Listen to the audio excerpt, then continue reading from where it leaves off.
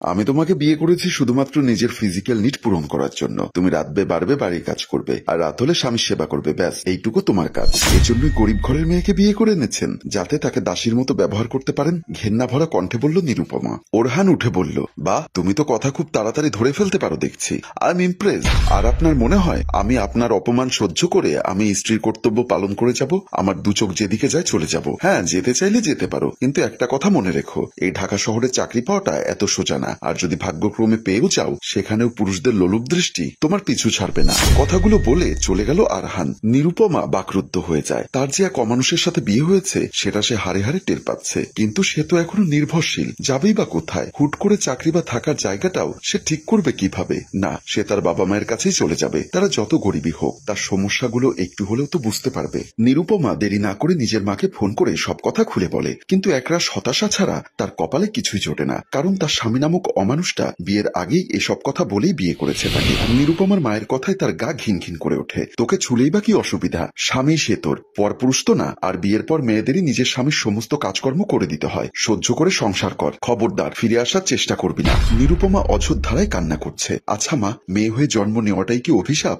না, কিন্তু আমরা গরিব, তাই আমাদের অনেক কিছু চিন্তা ভাবনা করতে হয় বলে ওর মা ফোন কেটে দেয়। বাহিরে হাসির শব্দ আসে। নিরুপমা ঘৃণা নিয়ে বেরিয়ে দেখে তার স্বামী নামক লোকটা সোফায় পায়ের উপর পা তুলে বসে সিগারেটের প্যাকেট থেকে একটা সিগারেট নিয়ে টানতে থাকে। কি ভেবে যেন সে এগিয়ে গেল। আমি তোমাকে জোর করব না, আমার সাথে থাকবে কিনা তুমি নিজে সিদ্ধান্ত নাও। শুধু এতটুকু বলে রাখি, আমার কাছে সম্মান আর ভালোবাসা বাদে সবকিছুই পাবে। দুনিয়ার সব মানুষ জানবে অরহান আহসান একজন অসহায় মেয়েকে বিয়ে করে তাকে কত সুন্দর জীবন উপহার দিয়েছে। নিরুপমা চুপ করে আছে দেখে সিগারেটের ধোঁয়া উড়াতে উড়াতে অরহান নিরুপমার দিকে তাকিয়ে জিজ্ঞাসা করে, এবার বলো কি করবে? থাকবে নাকি চলে যাবে? নিরুপমার ইচ্ছা করছে এক্ষুনি এই বাড়ি থেকে পালিয়ে যেতে, কিন্তু এত রাতে নিরুপমা যাবেই বা কোথায়? হ্যাঁ, নীরবতা সম্মতির লক্ষণ। নিরুপমা বলল, নিজের স্ত্রীর অসম্মান হওয়া মানে নিজের অসম্মান হওয়া। এতটুকু জানেন না? ক্যাচাং ক্যাচাং কথা বলার অভ্যাস আছে দেখছি তোমার, কিন্তু আমার সাথে থাকতে হলে গলা নিচু করে কথা বলতে হবে। যদি কথা না শোনো, তবে কিভাবে কথা শোনাতে হয় সেটা খুব ভালো করে জানা আছে আমার। নিরুপমা অনেকটা জিদ নিয়ে বলল, কোন পুরুষ নিজের বিবাহিত স্ত্রীকে এভাবে অপমান করতে পারে?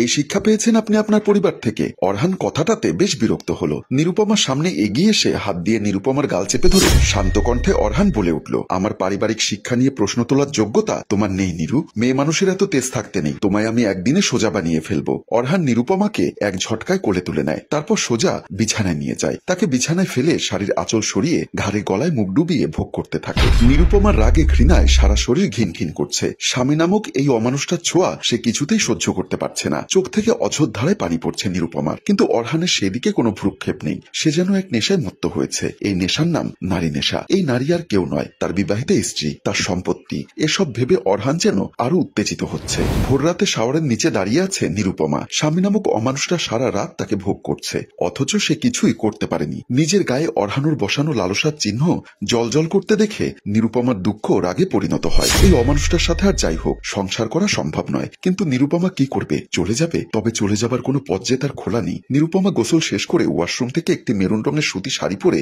ঘরে ঢুকতেই তার নজর যায় রান্নাঘরে চলে যায়। সে যখন রান্নাঘরের সামনে গিয়ে দাঁড়ায়, কাজের মেয়ে মিনু ভয়ে জড়সড় হয়ে দাঁড়িয়ে আছে। মিনু তার হাত ধরে বলল, ভাবি আমারে মাপ কইরা দিয়েন, অরহান ভাই আপনারে কোনো কাজ করতে নিষেধ করছেন, আমি সবকিছু কইরা নিমু ভাবি, আপনি ঘরে যান। এ কথা শুনে নিরুপমার মেজাজ আরো বিগড়ে যায়। বিয়ের পর মেয়েরা ভালোবেসে ঘরের সব কাজ করে, এটাই নিয়ম। দেখে কথার অবাধ্য হবার জন্য আমার কি শাস্তি হয়? নিরুপমা রান্নার কাজ শুরু করতে চাইলে মেয়েটা আবার বলল, ভাবি এই কাজ করবেন না, ওনার কথা অমান্য করলে কিন্তু তার কঠিন শাস্তি হয়, উনি পাগলের মতো হয়ে যায়, আমার যা হবার তাই হবে, তুমি ভয় পেও না, ওনাকে আমি বলবো। এই বলে নিরুপমা রান্নার কাজ শুরু করলো। অরহান রেডি হয়ে ডাইনিং টেবিলের সামনে এসে অবাক হয়ে যায়। নিরুপমা তার জন্য নাস্তা নিয়ে আসে। অরহান উত্তেজিত হয়ে বলে, কাজটা ঠিক করলে না নিরু, আমার কথার অবাধ্য হওয়ার পরিণাম তুমি হারে হারে টের পাবে। মিনু, এই মিনু। কাজের মেয়ে মিনু দৌড়ে এসে বলল, মাফ করবেন আমাকে, আমি বলেছিলাম আপনি নিষেধ করেছেন, কিন্তু উনি আমার কথা শুনল না। নিরুপমা তার কথা না শোনার ভান করে দাঁড়িয়ে থাকে। নিরুপমা তারপর কথার অবাধ্য হয়েছে, এতে অরহানের পুরুষসত্তায় গিয়ে আঘাত লাগে।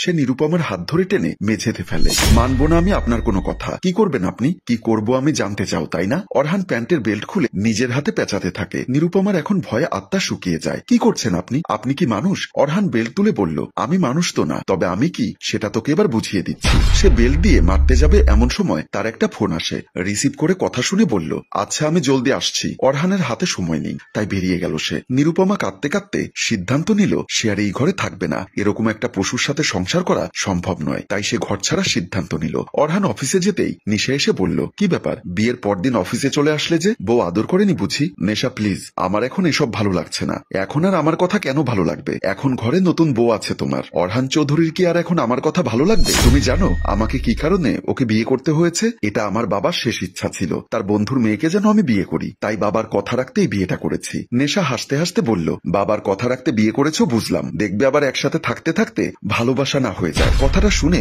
অরহান ভাবনায় পড়ে গেল। এদিকে নিরুপমা বাসা থেকে বেরিয়ে মেইন রোডে চলে যায়। রাস্তা না চেনার কারণে নিরুপমা এদিক সেদিক তাকাতে থাকে, তারপর কি করবে ভেবে না পেয়ে পথ ধরে হাঁটতে থাকে। তখন একটা গাড়ি হঠাৎ তার পেছনে এসে সে কিছুটা দূরে ভয়ে সরে যায়। কিছু বোঝার আগেই তখন একটা লোক এসে বলল, কি করছেন আপনি? এক্ষুনি বড় একটা বিপদ হয়ে যেত। আপনি অরহান স্যারের ওয়াইফ না? নিরুপমা লোকটাকে চিনতে পারল, কাল রাতে বিয়েতে এসেছিল। লোকটা বলল, আপনি কি অসুস্থ?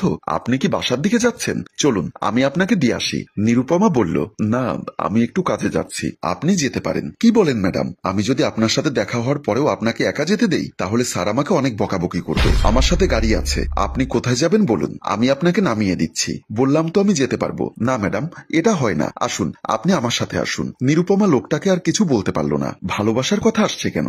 এত বড় বাড়িতে সুন্দরী বউ নিয়ে থাকবে, ভালোবাসা হয়ে যেতেই পারে। হবে না, কখনো না। তুমি ভুলে গেছো তুমি আমাকে বিয়ে করবে বলেছিলে, বাবার কথা রাখতে ওই মেয়েটাকে বিয়ে করে ফেললে কিভাবে বলো তো? অফিসে এসে আরমান বলল, আপনাকে বারবার জিজ্ঞাসা করলাম আপনি কোথায় যাবেন, কিছুই বলছেন না। কাছেই আমাদের অফিস, তাই আপনাকে এখানে নিয়ে আসলাম। স্যার নিজের কেবিনে আছে, আপনি ওদিকে যেতে পারেন। নিরুপমা আর কিছু না বলে সেদিকে এগিয়ে গেল। নিরুপমা অরহানের কেবিনের সামনে এসে হতভম্ব হয়ে গেল। দেখলো একটা মেয়ে অরহানকে বারবার জড়িয়ে ধরতে চাচ্ছে। নিরুপমার চোখ থেকে অশ্রু বেরিয়ে পড়ল। কাল রাত থেকে লোকটার জন্য একরাশ ঘৃণা জন্মেছিল তার মনে, এখন সে ঘৃণা আরো বেড়ে গেল। তাকে বিয়ে করে অন্য একটা মেয়ের সাথে কিভাবে এতটা কাছাকাছি আসতে পারে তার স্বামী? ব্যাপারটা কিছুতেই সহ্য হচ্ছে না তার। তারপর সিদ্ধান্ত নিল তার স্বামী যতই খারাপ হোক না কেন অন্য কোনো মেয়েকে তার জীবনে থাকতে দেবে না সে। সম্মানিত ভিউয়ার্স, নিরু কি পারবে তার স্বামীর জীবনের দখল নিতে, অরহানকে পশু থেকে মানুষ করতে? তা দেখতে চাইলে অবশ্যই দ্বিতীয় পর্ব লিখে কমেন্ট করবেন। গল্পটির রচনা ও পরিচালনায় অভিক, ক্যামেরায় শিহাব ও আশরাফ। ধন্যবাদ।